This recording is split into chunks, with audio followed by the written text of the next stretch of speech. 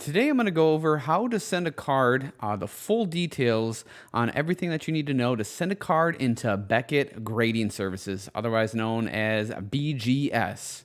Let's get into it.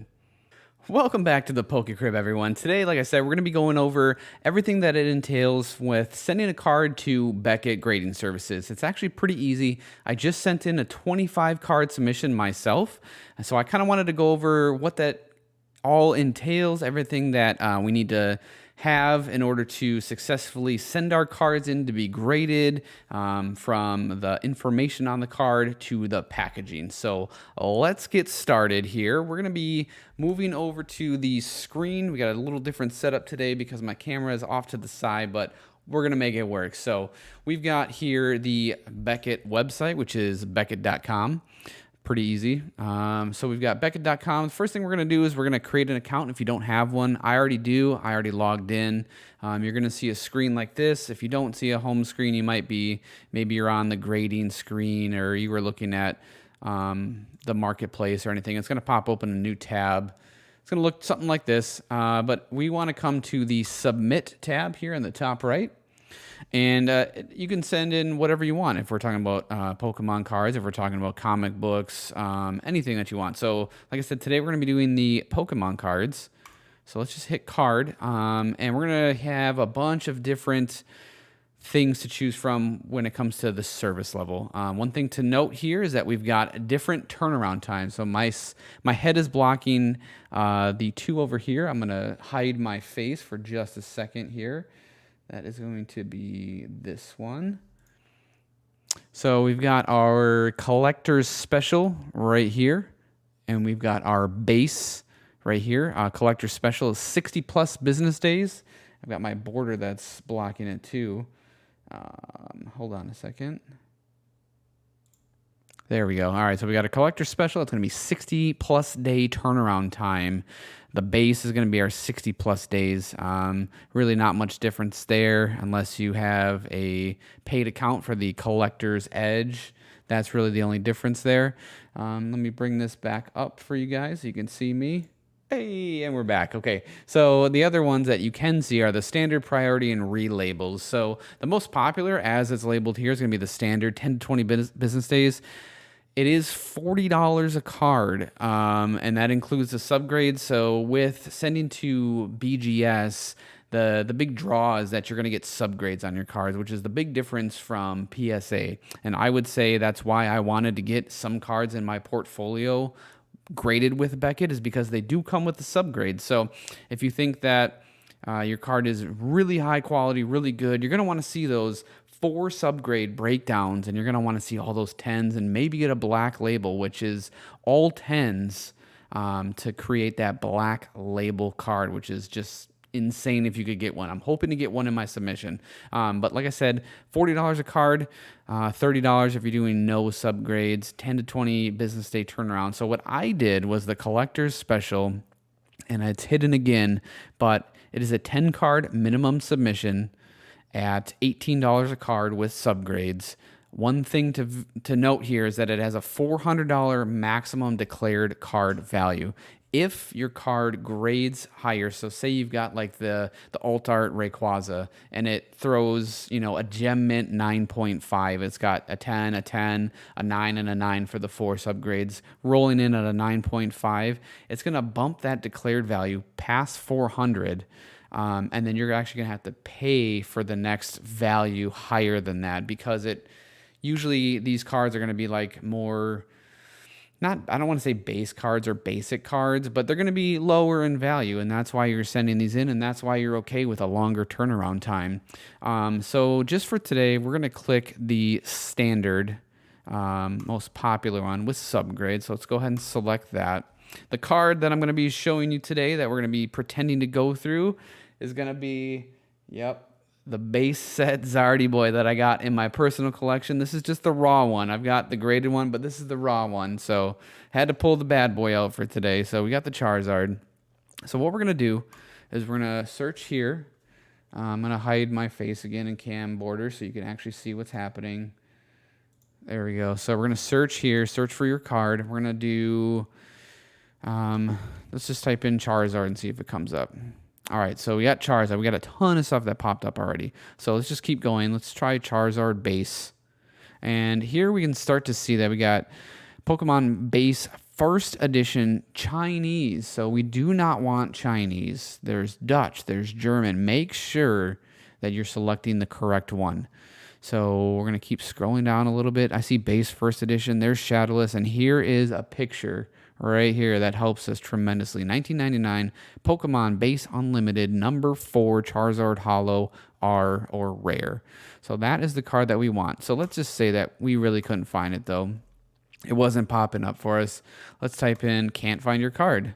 Boom, up pops this category to add your card details. Category, Pokemon, year, 1999. Card number is number 4. Set name, base set unlimited. Description, holo rare. And then we just want to add a card. Boom, right there. Pokemon base set 1999, number 4, holo rare, quantity 1, declared value. Like I said, if you were doing that collector's special, it's going to be 400 and below. So let's just say that my base set is actually going to hopefully grade like a PSA 7. That would be about a $400 declared value. But since we're doing the most popular one, let's just say it was a PSA 8, so it's going to be over 400. So we're hoping it's going to be a PSA 8. Let's just call it $500, and then you could just hit continue. So what I'm going to do though is go back here and actually select the one that I want. So we want this one, and it's got the nice picture that helps us, and then declared value 500. And then let's just delete this one, and it's already right here.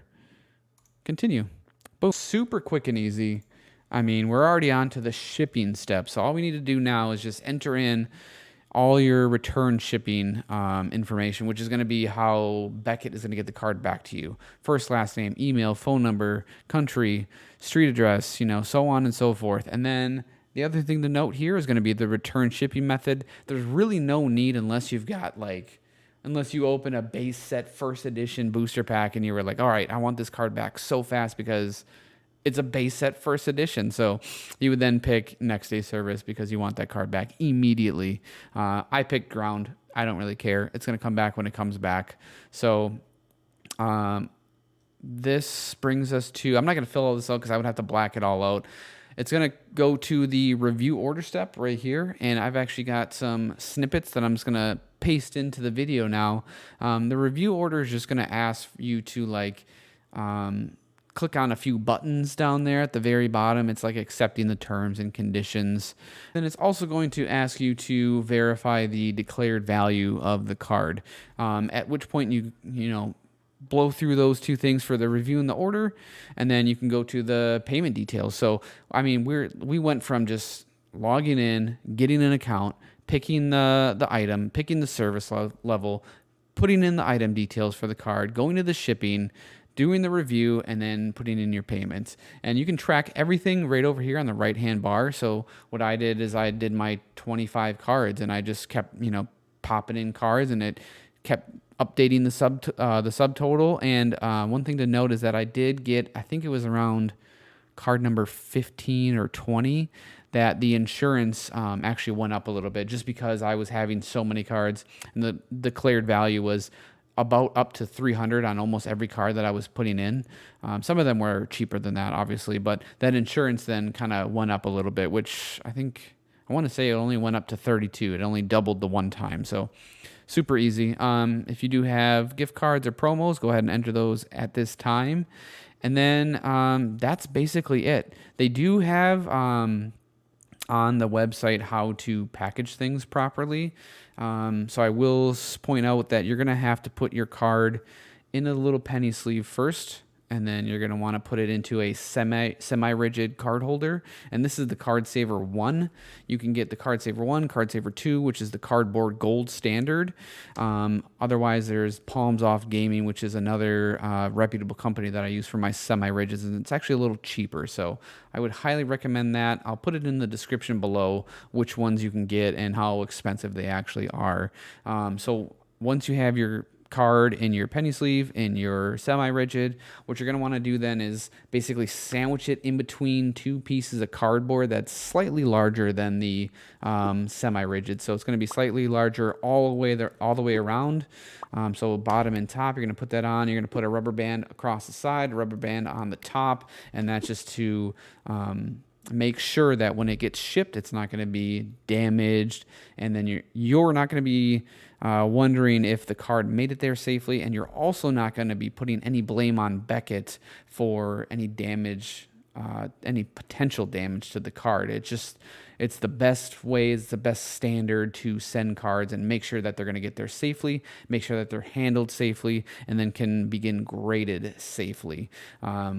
Another thing I will note is that I have seen some people put on like those sticky tabs on the back of the penny sleeve, so it makes it easier to pull out of the card saver. That's just preference. I have not done that with sending into PSA or sending into Beckett, and I've gotten my submissions back. Well, not my Beckett submission back without any problem yet because I don't have it, but I would assume that it's going to be just fine.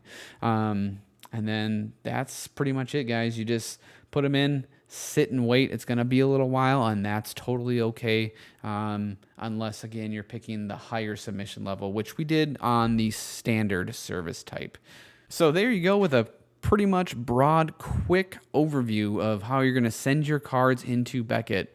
It's really, really simple, guys. If you have any questions, drop them in the comments below. I'll be sure to help you out. I'm pretty new to the process because I've only sent into PSA a few times, and I just sent into Beckett one time, but I thought, you know what, I better share my experience with just how easy it was to send into Beckett. Another thing that I will note as a side note to this video, some people might not have as great a collection as you see on these PokeTubers, and that's totally fine, guys. I definitely do not. I know I showed off a Charizard here, and that's one of my better cards in my collection. If you want to grade a Timber V card or a Conkeldurr V card full art that you have in your set, and you just want to grade that, it's worth like what? Maybe $10, $15, $20 coming in at a PSA 10. It does not matter. If that card brings you happiness, and if you really love to see that card in a graded holder and you're going to have that for your whole life and that's just something you cherish, go ahead and do it. Don't let anybody tell you otherwise. I have a lot of cards that are not worth probably over $25 that are graded, but it's just cards that I love. It's cards that I pulled with my buddy Andrew Kroll on an opening, and I wanted to just have those encapsulated forever and to be able to keep those. And that's just something that I love, and that's something I want to share with you guys, because don't let anybody dull your shine on what you want to do with this hobby. Everybody's different. Everybody starts somewhere, and everybody's on a different chapter in their life. So keep that in mind when you're grading your cards. And again, guys, that's Beckett Grading. Totally simplified, super easy. Let me know if you have any questions. If you guys like this video and want to see more how-to videos, and maybe there's something that I can do better in this video, definitely let me know in the comments below. If you want to watch more videos, go ahead and click right here and here to continue watching the Poke Crib. If you wouldn't mind subscribing, hit that button on the way out. And as always, guys, don't forget to flex on them.